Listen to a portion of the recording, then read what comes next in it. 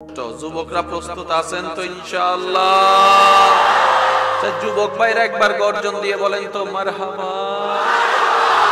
মাশাআল্লাহ। আল্লাহ আপনাদের এই আওয়াজকে, শক্তিকে ইসলামের পথে কবুল করুন। অনেকে অনেক জায়গা থেকে দাঁড়িয়ে বসে দেখছেন এই মাহফিল আপনাদের মাহফিল, এটা মাথায় রাখবেন, এটা সবার সবার। কি বলেন আপনারা, ঠিক না? আসুন আসুন, উলামায়ে কেরামের দোয়া নিয়ে আলোচনা শুরুর দিকে যাচ্ছে। আজকের আলোচনা 50-50, আমি করব 50, আমার ইমানদার ভাইরা আপনারা করবেন 50, ঠিক আছে? আল্লাহ তাআলা আমাদেরকে একটা ধর্ম দিয়েছেন, সেই ধর্মের নাম এই ইসলাম। ধর্মটার ভিতরে আল্লাহ তাআলা একটা কিতাব দিয়েছেন, যে কিতাবের নাম একটু জোরে বলেন। এবার একটা কথা মাথায় এবং মনে আজীবনের জন্য বসায় রাখবেন, আমাদের যিনি আল্লাহ, তিনি সব জানেন। জোরে জোরে জোরে। তিনি সব দেখেন, তিনি সব বুঝেন, তিনি সব করতেও পারেন। সেই আল্লাহ একটা ধর্ম দিয়েছেন ইসলাম, সেই আল্লাহ একটা কিতাব দিয়েছেন কোরআন। কোরআনটা যদি হবিগঞ্জের এলাকার মানুষের হতো, ভিন্ন কথা আসতে পারত।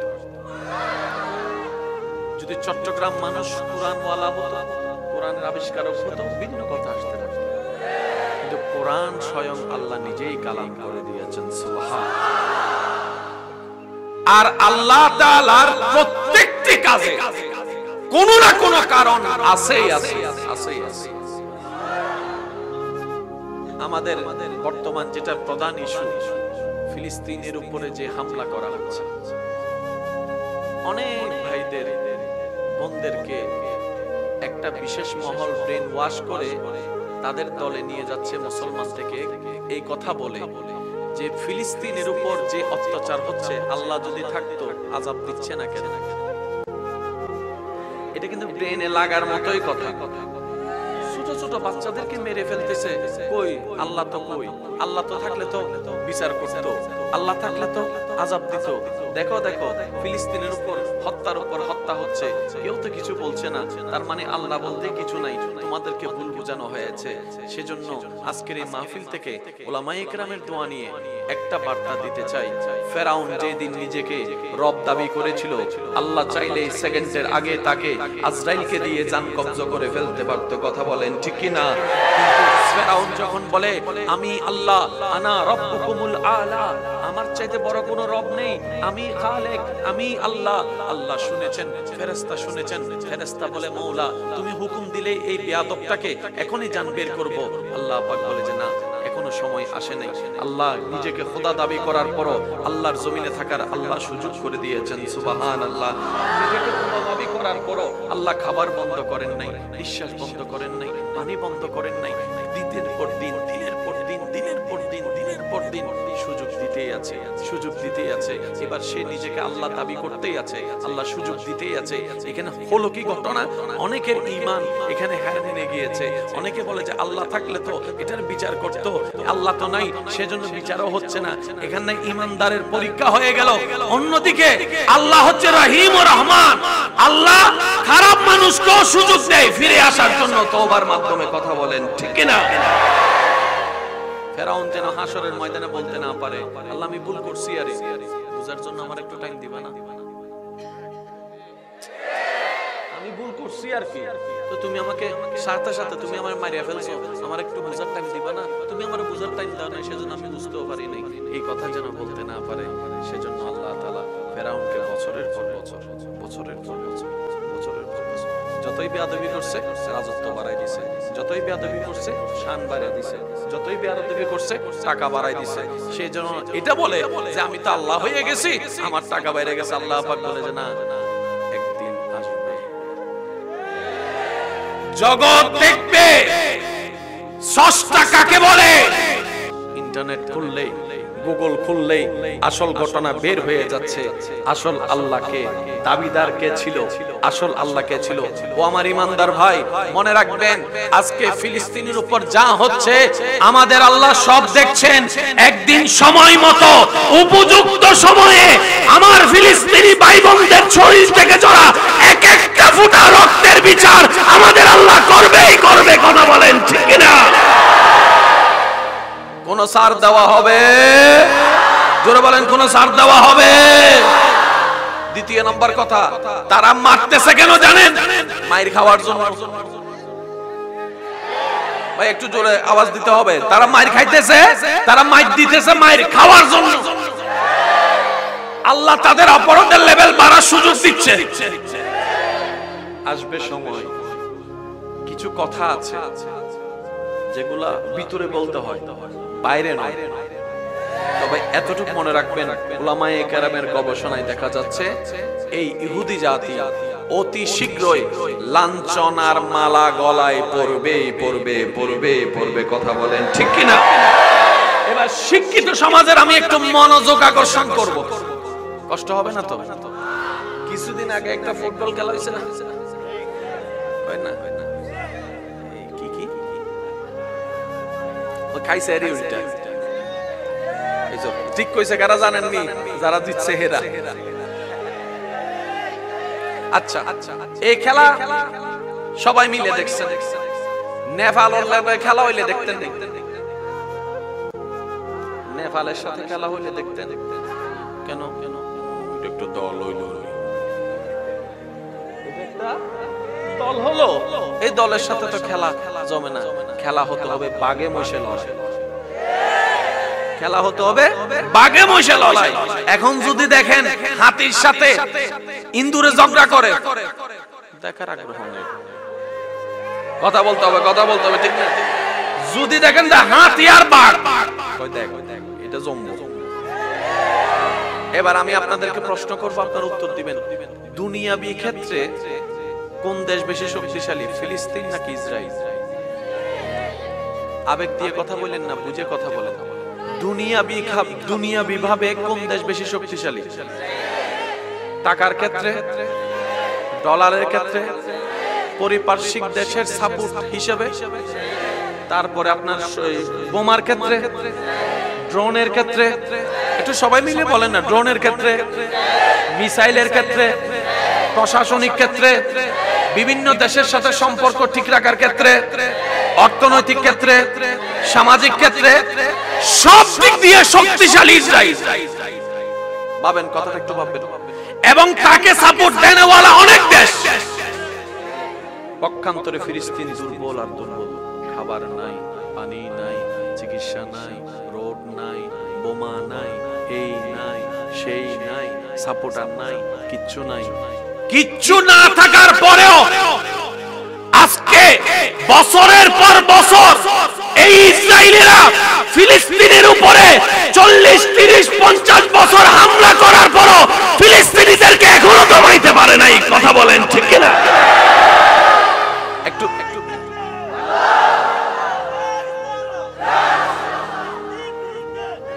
উচ্চ আওয়াজ একবার বলেন না সুবহানাল্লাহ। ইসরায়েল হচ্ছে হাতি, ফিলিস্তিন হচ্ছে একটা ইঁদুরের মতো দুনিয়াবি হিসাবে। কিন্তু হাতি হয়েও ইঁদুরকে দমাইতে পারে নাই। আর যুদ্ধটা একদিন নয়, এক বছর নয়, বছরের পর বছর, আমাদের জন্মের আগে থেকে। কিরে, ফিলিস্তিন তো অনেক ছোট দেশ, গারমট কাদা শেষ করে লাভ। চেষ্টা তো করতেছি, কিন্তু কেন জানি পারি না, কেন জানি পারি না, কেন জানি পারি না। ভাবেন না, আপনারা যারা সমাজ বিজ্ঞান, রাষ্ট্রবিজ্ঞান নিয়ে পড়ালেখা করেন, 75 বছর আমার হুজুর বলছেন, 75 বছর পর্যন্ত চেষ্টা করার পরে 48 থেকে চলছে, এখনো পর্যন্ত শেষ পর্যন্ত তারা গবেষণা করে এই ফিলিস্তিনে আছে কি বাইর করে। কিছু তো একটা, কিছু তো একটা, নাইলে আমরা এদিকে মারি, এদিকে মারি। তারা একটা মারলে আমরা 10টা মারি।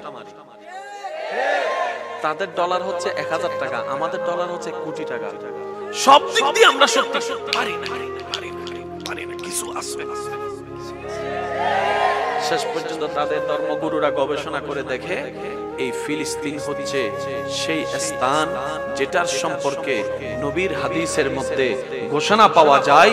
ফিলিস্তিন হচ্ছে সেই ভূমি যেই ভূমিতে আল্লাহর প্রিয় বান্দাদের পদচারণ হয়েছে। সুবহানাল্লাহ। ফিলিস্তিন হচ্ছে সেই জমি যে জমিনের মধ্যে রাহমাতুল লিল আলামিনকে আল্লাহ মক্কা থেকে আকসা এনে ইমাম বানিয়ে নামাজ পড়িয়েছেন। সুবহানাল্লাহ। ফিলিস্তিন হচ্ছে সেই জায়গা যে জায়গার মধ্যে আল্লাহর প্রিয় বান্দাদের পদাচারণ হয়েছে, আল্লাহ তাআলার বিশেষ রহমতের নিদর্শন পাওয়া গিয়েছে। এবং অতি শীঘ্রই এটা স্বাধীন হবেই ইনশাআল্লাহ। বলবেন না কেমনে হবে? আল্লাহই ভালো জানে। আরেকটু জোরে বলেন না। আলাম তারা কাইফা ফাআলা রাব্বুকা বিআসহাবিল ফিল আলাম ইয়াজআল কাইদাহুম ফি তাদলিল ওয়া আরসালা আলাইহিম তায়রান আবাবিল তারমিহিম বিহিজারাতিন মিন সিজিল। এত বড় বড় হাতি আসছে আল্লাহর ঘর ভাঙতে। আব্রাহা বাদশা এত বড় বড় হাতি লইয়া, বড় বড় হাতি লইয়া আব্রাহা বাদশা বলে যে দেশটা আমার, প্রজা আমার, খাওয়াই আমি, কিন্তু তারা আমারে সিজদা না করে করে কোন জায়গায় একটু খবর নিয়ে দেখতো, দেখে যে তার চাইতে বেশি সম্মান করে মানুষেরা আল্লাহর ঘর খানায় ঘর কাবাকে। সুবহানাল্লাহ। সে কয় যে আমার খাইয়া ঘরের সম্মান করস, মানতাম না, ওই ঘরটারে উড়াই দে, উড়াই দে। মক্কা শরীফের সে কাবা ঘর আর কি এইটারে উড়াই দে, উড়াই দে। বড় বড় হাতি লইয়া কাবা শরীফ ভাঙার জন্য আব্রাহার দল রওনা হয়েছে। কোরআনের ছায়াতলে বোঝা যায় সূরা ফিলের বড় বড় হাতি নিয়ে আল্লাহর ঘর ভাঙার জন্য যখন আসতে লাগলো, আল্লাহর ঘরের খাদেম ছিল নবীর পূর্বপুরুষ। সুবহানাল্লাহ। উনি যত্নে ছিলেন। ঘটনা অনেক লম্বা, মুক্তসর করে বলা, শেষ পর্যন্ত আল্লাহর উপর দায়িত্ব ছেড়ে দিয়ে উনি সেখান থেকে সরে গেলেন। আব্রাহার বড় বড় হাতি তো সবাই মনে করতেছে শেষ, আজকে শেষ, আজকে শেষ। আল্লাহ কয় তোদের প্ল্যানিং তো তোরা করছস, এবার আমার প্ল্যানিংটা বাকি। সুবহানাল্লাহ কইলে কি কষ্ট হইব?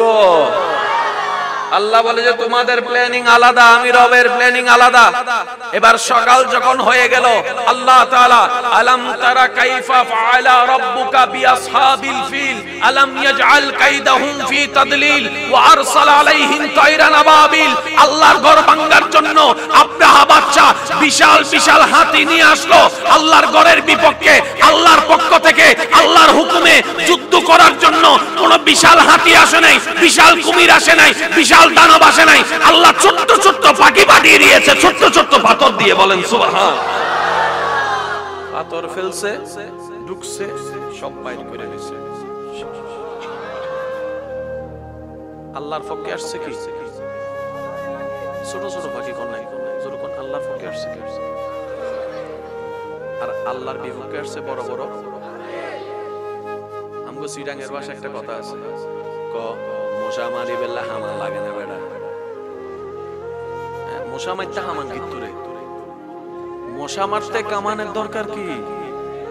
ওই আব্রাহা জগতের সামনে বিশাল বাদশা, কিন্তু আসল মালিকের সামনে তার দুই পয়সার কোনো দাম হতে পারে তার বিশাল বিশাল হাতির বহর। আল্লাহ পাঠিয়েছেন ছোট্ট ছোট্ট পাখি। আচ্ছা পাখি যদি ছোট হয় তার পা কদ্দুর হবে? কথা বলেন না। পাখি যদি ছোট হয় তার পা কদ্দুর হবে? এই পায়ের মধ্যে যদি পাথর থাকে সেটা হবে? ছোট্ট ছোট্ট পাখির ছোট্ট ছোট্ট পা, ছোট্ট ছোট্ট পাথর। আশা যখন শুরু করছে কয় কি সুন্দর লাগে, হাসতেছে পাখি। আইসা আস্তে আস্তে ছাড়ছে, পাথরগুলা পড়ছে। ফারো মানবিক বোমার চাইতো বড় কাম করে লইছে। সেজন্য ইমানদার ভাইয়ের আওয়াজ দিয়ে বলেন তাওয়াক্কুল থাকতে হবে কার উপরে? আমি শুনতে পাই নাই, আরো জোরে বলেন তাওয়াক্কুল থাকতে হবে কার উপরে? আমাদের কেউ নাই, আছে একজন, তিনি কে? ইসরায়েল বাহিনী যা করার কর, যেমনে করার কর। এখানে আরেকটা কথা বলি, তারা চোরের মতো হামলা করে, টুং টুং টুং। আমরা সবাই এখানে বসে রয়েছি, টুম করে ফেলাইছে, আমরা জিতে গেছি। কাপুরুষ বাপের বেটা যদি হস, একটা মাতলো না, বিশাল একটা মাতলো, পৃথিবীর সমস্ত মিডিয়ার লাইভ দেখাইতে বল, একদিকে তোরাই, আরেকদিকে মুসলমানের বাচ্চারা যাবে, মুসলমানের সন্তানরা যাবে, মুসলমানের সন্তানরা যাবে। আরে যুদ্ধ যদি করতে মন চাই সামনাসামনি কর, আরে তোরা করবি না, কারণ তারা ভালো করে জানে তাদের বাপ-দাদারা বদরের যুদ্ধের মধ্যে টিকতে পারে নাই। কথা বলেন ঠিক কিনা? সেজন্য তারা শুধু আরো জোরে বলতে হবে ঠিক কিনা? সামনাসামনি পারবো, কথা কয় না, সামনাসামনি পারবো। এখানে আমি আপনাদেরকে বিরক্ত হচ্ছেন না তো? এবার আমার মুখে মুখে আপনারা কিছু ধ্বনি বলবেন, এরপরে রিঅ্যাকশন আপনারা নিজেরাই সিলেক্ট করবেন, আমি করব না। আপনারা বলেন তো আকাশ, ভাই জোরে বলেন না, আমি নাম শোনাচ্ছি আপনাদেরকে, একটু বলেন। আকাশ, বাতাস, পাতাল, জমিন, পাহাড়, নদী, নালা, আমেরিকা। এবার বলেন আল্লাহু আকবার, আল্লাহু আকবার। এতগুলা নামের ভিতরে কোন নামটা বলার সময় আপনার শরীরের ভিতরে একটু গরম গরম লাগছে? একটু আপনারাই বলেন, আমি বলবো না। কোন নামটা বলার পরে এটা তো আমাদের কাছে আছে। বদরের যুদ্ধের মধ্যে যখন সবাই সামনের দিকে চলে যাচ্ছে, মনে রাখবেন ভাইয়েরা, আপনি যতই কিছু করেন না কেন, একটা জায়গায় আমরা সবাই ধরা, সেটা হচ্ছে জান। 40 বছর আপনি ভুল পথে টাকা কামাইছেন, কোটি টাকা হইছে, কেউ যদি মাথায় পিস্তল ধরে লেখা দেয়, লেখা দেয় সাথে সাথে, কিরে 40 বছর ধরে না কামাইলা, কয় আগে জান বাচ্চা লই, জান বাঁচলে বাকি সব। কথা বলেন ঠিক কি না? মানুষ জানের সামনে গিয়ে হাত নত করে ফেলে, মানুষ জান বাঁচানোর জন্য মাথা নত করে ফেলে, মানুষ জান বাঁচানোর জন্য হাত সিলিন্ডার করে ফেলে, মানুষ জান বাঁচার জন্য নিজের জবানকে বন্ধ করে ফেলে। কিন্তু পৃথিবীর সমস্ত ইতিহাসকে পিছনে ফেলে, স্বার্থ ছাড়া, বেতন ছাড়া, দুনিয়া ছাড়া বদরের ময়দানে 313 জন সাহাবায়ে কেরাম বদর অভিমুখে রওনা শুরু করলেন। সুবহানাল্লাহ। বদর অভিমুখে রওনা শুরু করলেন। পেটের মধ্যে ক্ষুধা, বুকের মধ্যে তৃষ্ণা, তলোয়ার নাই, তলোয়ারের মতো যুদ্ধ করার জন্য বললাম নাই, তীর নাই, হাজার সংখ্যা বিপক্ষে দল দাঁড়িয়ে আছে। জগৎ জিজ্ঞেস করে, আপনাদের কি পরিবারের মায়া নাই? আপনার কি স্ত্রীর মায়া নাই? মার মায়া নাই? বাবার মায়া নাই? সন্তানের মায়া নাই? সন্তানের মায়া নাই? তলোয়ার তো ছাড়া, বললাম ছাড়া যুদ্ধের দিকে যাচ্ছেন, 313 জন হেরে আসবেন। সাহাবায়ে কেরাম উত্তর দেয়, যে ভয়ের কারণে ফিরে আসবো, ভয়টাই তো লাগছে না, কারণ আমরা তো যাচ্ছি আমার আল্লাহ এবং নবীর জন্য প্রাণ উৎসর্গ করার জন্য। সুবহানাল্লাহ। এটার নাম ইসলাম, এটার নাম মুসলমান। আল্লাহ বিচার করছেন না নাকি সময় দিচ্ছে? আমি সবার মুখে শুনবো, বিচার করছে না না সময় দিচ্ছে? আর এই সময়টা আল্লাহ সবাইকে দেয়। বা একটু জোরে বলেন না, জমিন কার? বা একটু জোরে বলেন, জমিন কার? রিজিক কার? ফসল কার? নিঃশ্বাস কার দেওয়া? তো যারা আল্লাহরে মানে না তাদের কত দিচ্ছে? ফেরেশতা কয়, আল্লাহ তারা তো তোমারে মানে না, অন্যরে ডাকে, তুমি দাও কেন? আল্লাহ কয়, আনার রহমান, আমি রহমান। আর রহমান সবার জন্য, মনে রাখবেন, রহমান সবার জন্য। রহিম লিল মুমিনিন, আমি রহিম শুধু আমার মুমিন বান্দার জন্য। রহমান আমি সবার। সূর্য সবার জন্য তুলেছি। আপনারা জানেন, গাছ রোপণ করলে সূর্যের আলো না পড়লে সে গাছ কখনো, আমি কেন বলবো, আপনারা একটু বলেন না রে ভাই, কখনো সেটা বড় হওয়ার মতো হবে? ছোট্ট বাচ্চা দুনিয়াতে আসার পরে দেখবেন দাদি নানিরা লইয়া সকালবেলা, আপনাদের এখানে নাই মনে হয় না, থাকলে একটু কর না, সকালবেলা ছোট্ট বাচ্চাটারা লইয়া রোদের মধ্যে দিয়ে শুকাইতে দেয়। 7-8টা বাজে, কিও দাদি কাল হই যাবো তো, বুঝছস না বেটা, ভিটামিন ডি। আর একটু জোরে বলতে হবে। এবার বলেন, সূর্যের আলো সবার দরকার আছে না নাই? যারা আল্লাহকে মানে তাদেরকেও দেয়, যারা আল্লাহকে মানে না তাদেরকেও দেয়। জগৎ জিজ্ঞেস করে, মাওলা আমরা তো যারা আমাদের দলে থাকে তাদেরকে দিই, যারা বিরোধী বিরোধী দল তাদেরকে দিই না। আল্লাহ পাক বলে এটা তোদের কনসেপ্ট। আনার রহমান, আনার রহমান, আনার রহমান, আমার দয়া সবার জন্য মুক্ত। চিৎকার দিয়ে বলেন সুবহানাল্লাহ।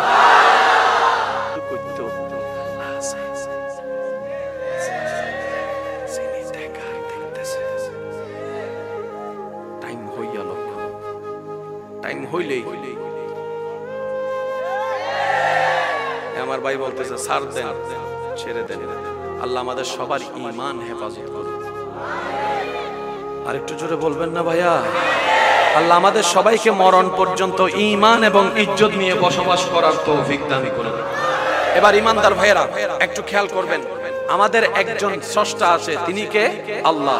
ওই আল্লাহর একটা কালাম আছে, সেটার নাম কোরআন। কোরআনের প্রথম সূরা হচ্ছে সূরা ফাতিহা। সূরা ফাতিহার প্রথম নাম্বার লাইনটা সবাই মিলে একটু বলেন তো, বিসমিল্লাহির রহমানির রহিম, আলহামদুলিল্লাহ।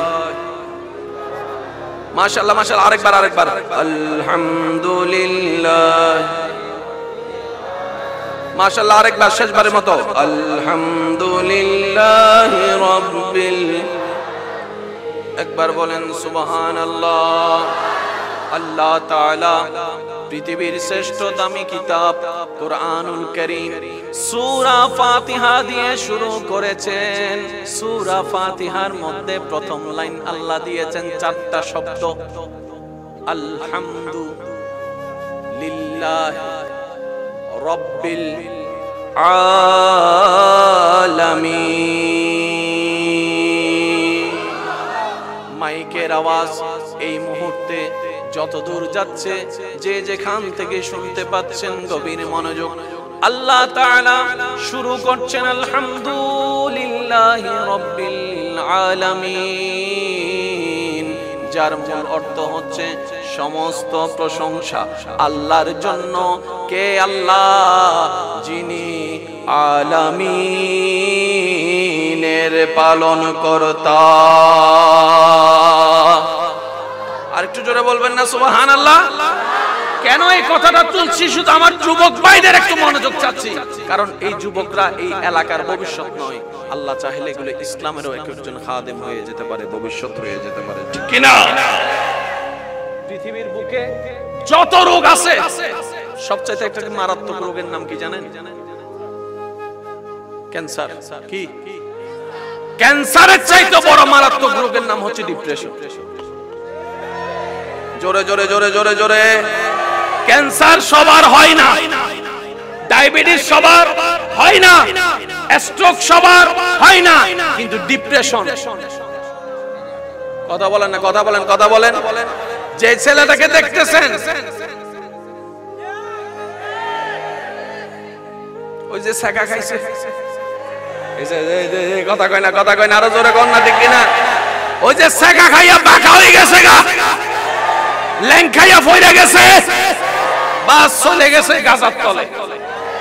ওই যে তার মাথায় ঢুকাই দিছিল, 2 টান দিলে টেনশন কমে যাইব, ওই 2 টানে এখন 10 প্যাকেট চলতেছে। এখানে যারা সিগারেট খায় কাউকে দোষ দিব না, মনে রাখবেন যারা সিগারেট খায়, এই সিগারেট ধরাইছে কিন্তু বন্ধুয়ে, কাঁচের মানুষে কিন্তু ধরাইছিল। ওই যে কইছিল এক টান দে, ওই এক টানে এখন 10 প্যাকেট চলে। আছে না নাই? আছে না নাই? এবার আমার যুবক ভাইরা, কেমন ধর্ম পেয়েছি শুধু বুঝার জন্য বলা। পৃথিবীর বুকে সবচাইতে বড় রোগের নাম হচ্ছে ডিপ্রেশন। কোনো ওষুধ কোনো আবিষ্কার করতে পারে নাই, কিন্তু ইসলাম এমন একটা জীবন বিধান, কোড অফ লাইফ বলা হয়, যে ইসলামকে আল্লাহ তাআলা কোরআন শুরু করেছেন সূরা ফাতিহা দিয়ে। ফাতিহার প্রথম নম্বর শব্দ হচ্ছে আলহামদুলিল্লাহ। আলহামদুলিল্লাহ। বিজ্ঞানীরা গবেষণা করে দেখলো, যার অন্তর যত বেশি শুকরিয়া আদায় করে, তার অন্তর তত বেশি শান্ত থাকে। আল্লাহ তাআলা বলে, তোমাদেরকে ডিপ্রেশনের ওষুধ দিয়ে দিলাম, বেশি বেশি আমি রবের শুকরিয়া করো, তোমাদের টেনশন কমে যাবে। সুবহানাল্লাহ। একটু সবাই মিলে একবার বলেন তো আলহামদুলিল্লাহ। আর একটু জোরে জোরে জোরে জোরে। এবার আমি বলবো, আপনারা আমার সাথে সাথে বলবেন, আল্লাহ তাআলা যেভাবে রাখে সেভাবে আলহামদুলিল্লাহ বলেন না। আল্লাহ তাআলা আমাদেরকে যেভাবে রাখে সেভাবে। আল্লাহ দিল, আল্লাহ না দিল, আল্লাহ দিল, আল্লাহ না দিল, আমাদের কোনো চাওয়া আমাদের কোনো পাওয়া, আল্লাহ খুশি হয়ে দিল আলহামদুলিল্লাহ, না দিল আলহামদুলিল্লাহ। এবার মন ভরে একবার বলেন আলহামদুলিল্লাহ। এবার নিজের মনের দিকে দেখেন, কোনো টেনশন নেই আর। কথাটা কেন বলেছি, আপনারা অনেক ভাইয়েরা মনে করেন ইসলাম শুধু পরকালের ধর্ম। না ভাই, না। দুনিয়ার সমস্ত রোগের চিকিৎসা আল্লাহ কোরআনের মধ্যে দান করে দিয়েছেন। ওয়ানুনাজ্জিলু মিনাল কোরআনে মা হুয়া শিফাউন। আমি আল্লাহ কোরআন কেমন ভাবে সাজিয়েছি, কোরআনের জায়গায় জায়গায় রোগের চিকিৎসার ব্যবস্থা করে দিয়েছি। বলেন সুবহানাল্লাহ। সত্যি করে একটা কথা বলেন, গ্রামের এবং শহরের কোন এলাকার মানুষ বেশি সুস্থ? আপনারা যেটা বলেন আমি সেটা বলবো, গ্রামের না শহরের? অথচ আমরা সবাই চলে যাচ্ছি, চলে যেতে চাই কোথায়? শহরে। কিন্তু সুস্থতার মেজরিটি পার্সেন্ট গ্রামে। ভাই একটু কথা বলেন না রে ভাই। আমি কি বেশি বিরক্ত করে ফেলতেছি আপনাদেরকে? কষ্ট দিয়ে দিচ্ছি? চিন্তা করেন না, 10 মিনিটে শেষ করে দিব, ঠিক আছে? হ্যাঁ, কষ্ট হচ্ছে না আপনাদের? কষ্ট হচ্ছে না? বেশিরভাগ সুখী মানুষ কোথায়, গ্রামে নাকি শহরে? সুস্থ মানুষ কোথায়, গ্রামে না শহরে? শহরে তেমন অবস্থা হয়েছে, পাশের ফ্ল্যাটে কি হয়? কথা বলেন না রে ভাই। কোন মায়া, কোন মমতা, কেউ যদি স্ট্রোক করে পড়েও যায়,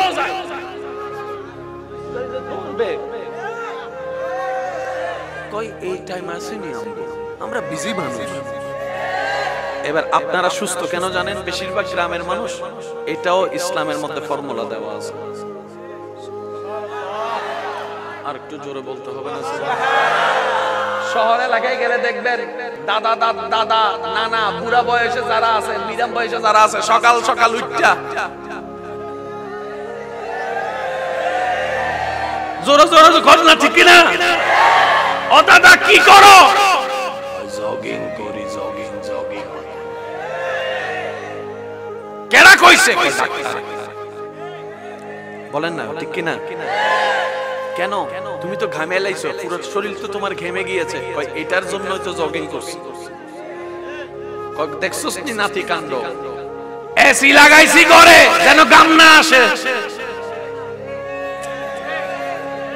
এসি লাগাইছি করে যেন ঘাম না আসে। আর ডাক্তারে বলে যে সুস্থ থাকার জন্য শরীর থেকে ঘাম ঝরাও। এবার দেখেন শহরের মানুষ আর গ্রামের মানুষের পার্থক্য। গ্রামের মানুষ এমন ভাবে কাজ করে শরীর থেকে জোরে জোরে জোরে জোরে শরীর থেকে কি জোরে? ঘাম জোরে। শহরের মানুষগুলা ঘাম আসার আগেই এসির বাতাসে এসো, কথা কয় না, কথা কয় না। যার কারণে জগিং করে করে ঘাম বের করতে হয়। কথা বলেন ঠিক কি না? এবার বলেন, গ্রামের মানুষ তাড়াতাড়ি উঠে নাকি শহরের মানুষ? গ্রামের মানুষ না শহরের মানুষ? গ্রামের মানুষ। আপনারা জানেন সকাল বেলার বাতাসটা বড় চমৎকার হয়। সকাল বেলার বাতাসটা বড় চমৎকার হয়। মনে রাখবেন ভাইয়েরা, ব্রেইনে যাদের প্রবলেম আছে, সকালে ফজরের নামাজ পড়ে কিছুক্ষণ হাঁটাহাঁটি করবেন, আল্লাহ আপনার ব্রেইনের মধ্যে আস্তে আস্তে সুস্থতা দান করে দিবেন। আর একটু সুবহানাল্লাহ জোরে বলবেন না? আমি শুধু বুঝাতে চাচ্ছি, ইসলাম কি শুধু পরকালের, নাকি ইসলামের ভিতরে দুনিয়ার নিয়ামত আছে? আছে না নাই? এই ইসলাম আমাদের দরকার আছে না নাই? ইসলামকে যত আপন করব, রব্বানা আতিনা ফিদ দুনিয়া হাসানাতাও ওয়া ফিল আখিরাতি হাসানাতাও ওয়া কিনা আযাবান নার। দুনিয়াও আমাদের জন্য কল্যাণ হবে, আখিরাতও আমাদের জন্য কল্যাণ হবে। চিৎকার দিয়ে বলেন সুবহানাল্লাহ। দ্বিতীয় নাম্বার কথা, নামাজ পড়ার দরকার। ভাই জোরে বলেন না। যাদের যাওয়ার যাক, আমি কাউকে নিষেধ করি না। কারণ যারা বসেছেন ওনারা 9টা থেকে বসে আছে। কোমরেরও তো একটা ব্যথার বলে শব্দ আছে, ঠিক না? কষ্ট আবত লাগতে পারে, ঘরের ইমার্জেন্সি কাজও তো থাকতে পারে, ঠিক না? তো যারা যাচ্ছেন ওনাদের জন্য দোয়া, আল্লাহ পাক ওনাদেরকে কবুল করুক, আমিন। এমনও রাত অনেক বেশি হয়ে গেছে, কথা বলেন ঠিক না? তো যাই হোক, এবার বলেন নামাজ পড়ার দরকার আছে না? ভাইয়া এবার বলেন তো, নামাজ কয় ওয়াক্ত? আজান কয়বার? নামাজ কয় ওয়াক্ত? পড়বেন 5, আমলনামায় যোগ হয়ে যাবে 50। এটা আপনারা সবাই জানেন, কিন্তু এখানে আল্লাহর হিকমতটা একটু বলার চেষ্টা করব। প্রত্যেকটা নামাজের জন্য এক একটা আজান। কয়টা আযান?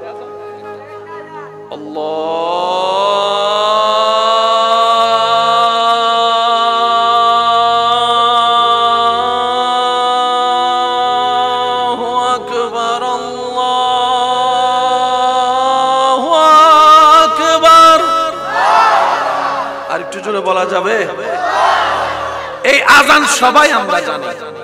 আজকে বলছি, আপনারা মিলে দেখবেন, এই আযানে মোট 12টা লাইন।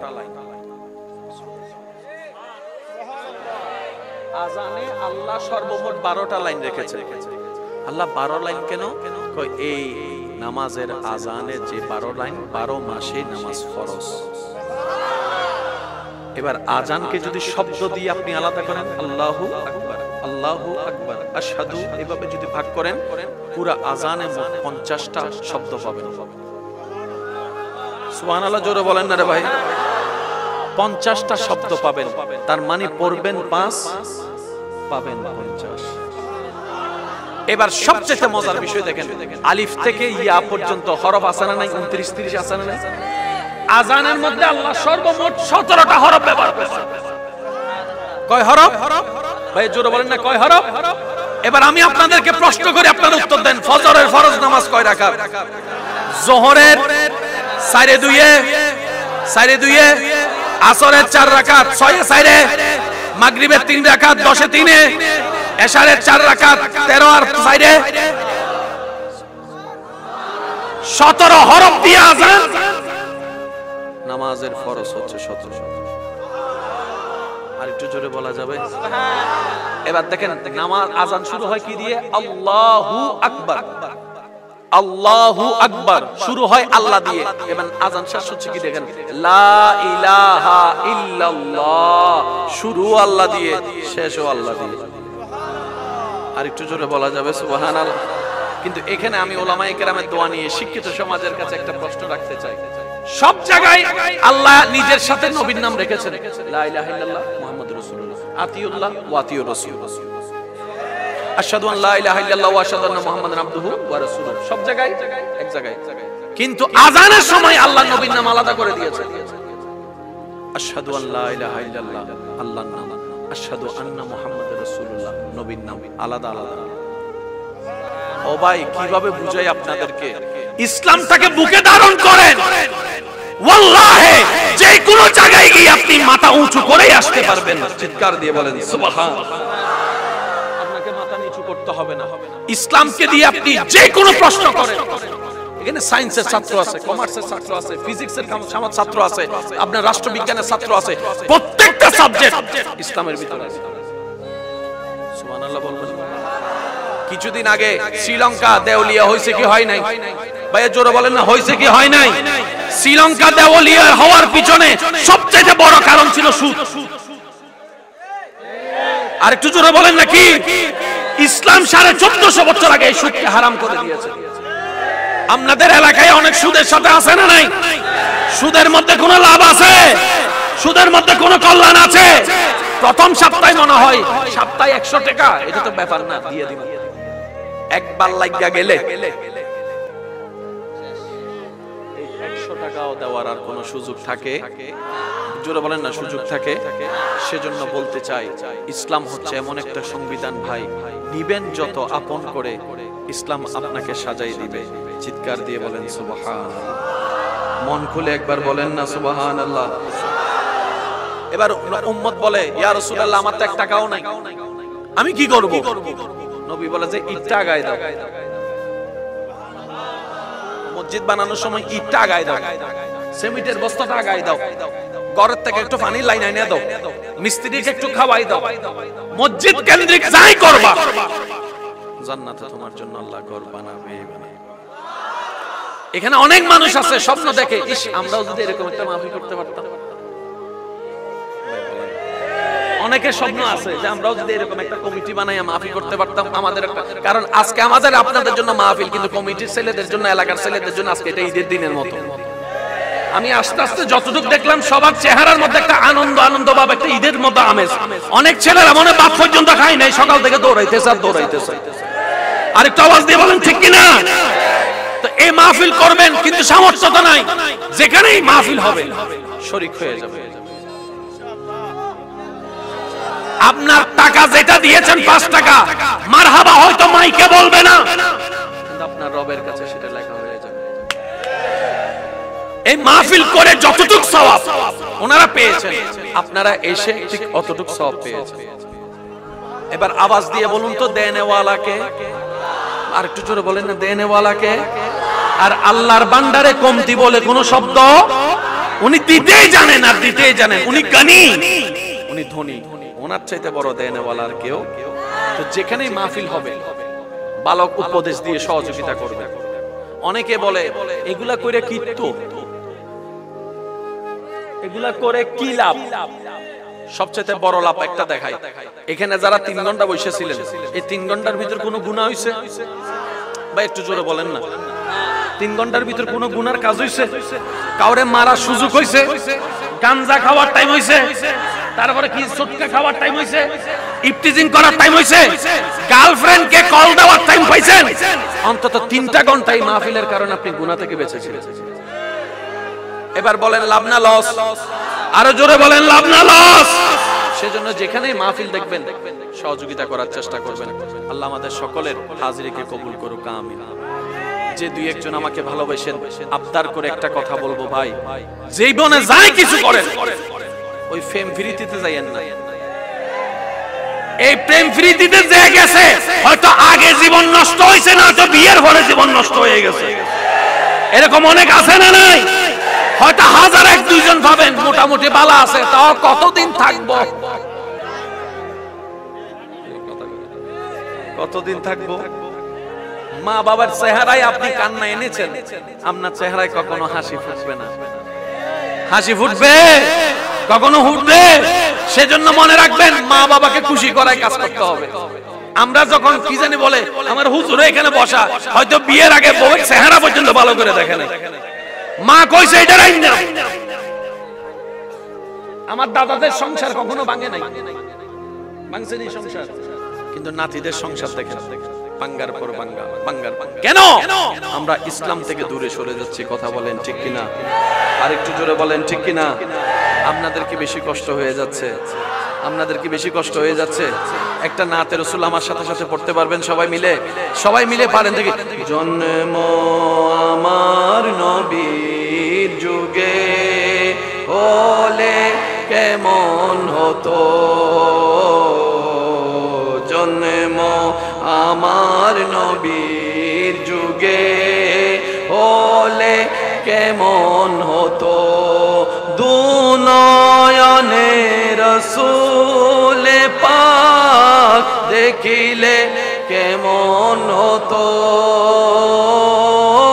দুনয়নে রাসূল পাক দেখিলে কেমন হতো, জন্ম আমার নবীর যুগে হলে।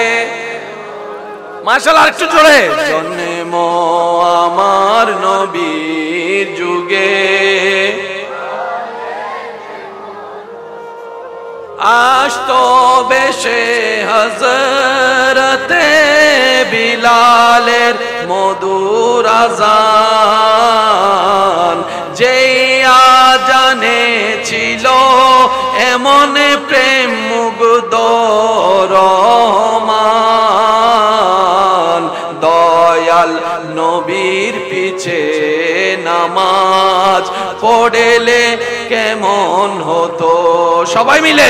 দুনয়নে রাসূল পাক দেখিলে কেমন হতো, জন্ম আমার নবীর যুগে হলে। যার যত শক্তি আছে একবার বলেন মারহাবা, আরো জোরে বলেন মারহাবা। এবার আমলটা শিখে নি। রাত্রেবেলা ঘুমানোর আগে আমরা আজকে থেকে ওযু করে ঘুমানোর চেষ্টা করব। সবাই মিলে বলেন ইনশাআল্লাহ। যে ওযু করে ঘুমাবে, সকাল পর্যন্ত যত নিঃশ্বাস দিবেন আর ফেলবেন সবগুলা ডান কাঁধে শুধু সওয়াব হিসেবে লেখা হবে। হায়াত মওতের কারো কোনো বিশ্বাস, কিন্তু আপনি যদি ওযু অবস্থায় ঘুমান, ঘুমানোর মধ্যে যদি মরণ হয়, আপনার মৃত্যুটা ঈমানের উপরেই গণ্য হয়ে যাবে। তাহলে লাভ না লস? জোরে বলেন লাভ না লস? প্রতি নিঃশ্বাসে নিঃশ্বাসে সওয়াব আছে না নাই? আর একটু জোরে বলেন আছে না নাই? রাস্তা দিয়ে হেঁটে যাচ্ছেন, একটা প্যারাক দেখছেন, প্যারাক 1 সেকেন্ড সময় নিয়ে প্যারাকটা সরাই দিয়েছে, সদকায়ে জারিয়ার সওয়াব আল্লাহ আপনার আমলনামায় দিয়ে দেবে। কারো কোনো দোষ জানছেন শূন্য, দোষটারে গোপন করে ফেলছেন, আল্লাহ পাক বলে আমার বান্দার 100টা দোষ আমি হাসরের ময়দানে গোপন করে ফেলব। আর একটু জোরে বলেন না সুবহানাল্লাহ। এখানে একটা কথা বলে আমি আপনাদের থেকে বিদায় নিব। এখানে যারা সংসার চালান, মা বাবা বউয়ের খরচ চালান, যারা আল্লাহর ওয়াস্তে কখনো এটা বলবেন না আমি খাওয়াই আমি ফরাই, এই কথা বলা যাবে?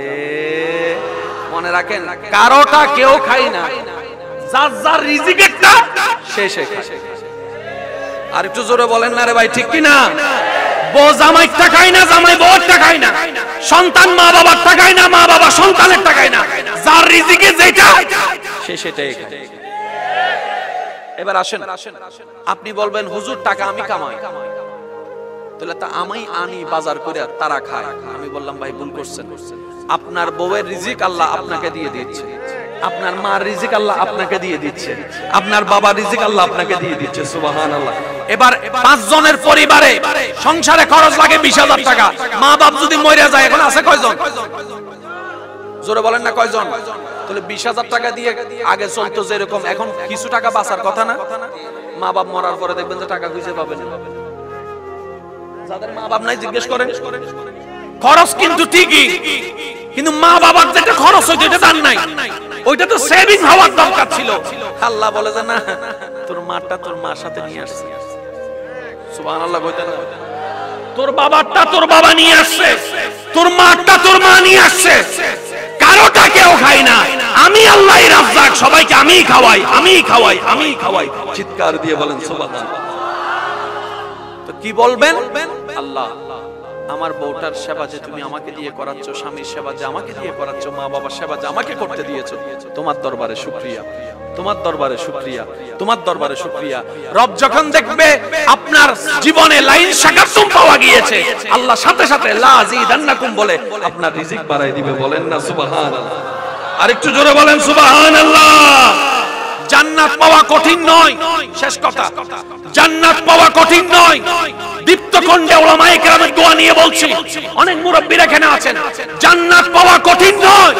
যেখানে আমাদের রব রহমান, যেখানে আমাদের নবী রাহমাতুল লিল আলামিন, যেখানে আমাদের কিতাব কোরআনুল কারীম, যেখানে আমরা হচ্ছি শ্রেষ্ঠ নবী, শ্রেষ্ঠ উম্মত, আমরা যদি জান্নাত না পাই, পাবে তো আর পাবে কে? পাবে তো আর পাবে কে? পাবে তো আর পাবে কে? অন্য নবীর একটা সওয়াবের বিনিময়ে একটা সওয়াব ছিল, একটা গুনার বিনিময়ে একটা গুনাহ ছিল, আমাদের একটা গুনার বিনিময়ে একটা গুনাহ, একটা সওয়াবের বিনিময়ে 7 লাখেরও বেশি সওয়াব পাওয়া যায়। অন্য নবীর উম্মতেরা ঘুমাইলে সওয়াব হতো না, আপনি ঘুমাইলেও সওয়াব। সুবহানাল্লাহ কি বলবেন না জোরে? মা বাবা চেহারা তাকাই আছেন, 4 লাখ টাকা বাচ্চা গেছে হজের সওয়াব। এটা শুধু একমাত্র আমরা পেয়েছি। এবার জগৎ জিজ্ঞেস করে, কিরে তারাও আল্লাহর বান্দা, মুসা নবীর উম্মত আল্লাহর বান্দা, ওরা এত স্পেশাল কেন? ফেরেশতা উত্তর দেয়, তোমরা হচ্ছে কালিমুল্লাহর উম্মত আর ওরা হচ্ছে হাবিবুল্লাহর উম্মত। ভিআইপি নবীর ভিআইপি। সুবহানাল্লাহ বলবেন না? ফজর পড়েছেন, যোহর পড়তে দেরি, ফজর যোহরের মাঝখানে যত গুনাহ।